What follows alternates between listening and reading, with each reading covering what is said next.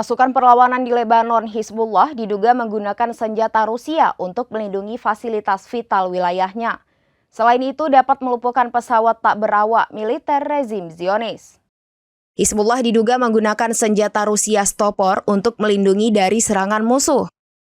Dengan senjata tersebut, Hizbullah juga bisa melindungi fasilitas vital, seperti bandara, pabrik, dan fasilitas pemerintah dari serangan drone. Dikutip dari Al-Mayadin, Stopor sendiri merupakan senjata anti-senjata drone yang beroperasi dengan gelombang elektromagnetik.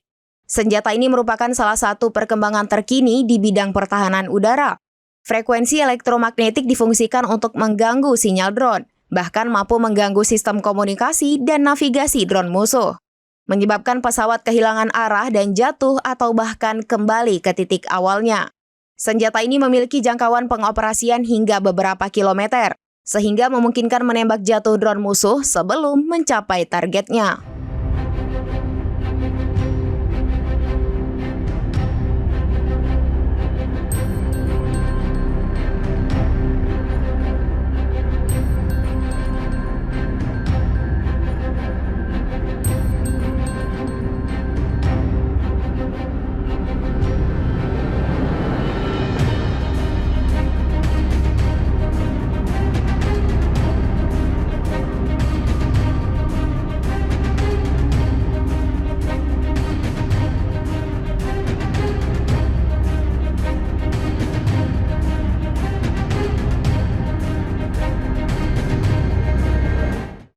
Demikian informasi terkini Syederalun. Saksikan terus informasi lainnya. Jangan lupa like dan share seluruh akun serambinews.com.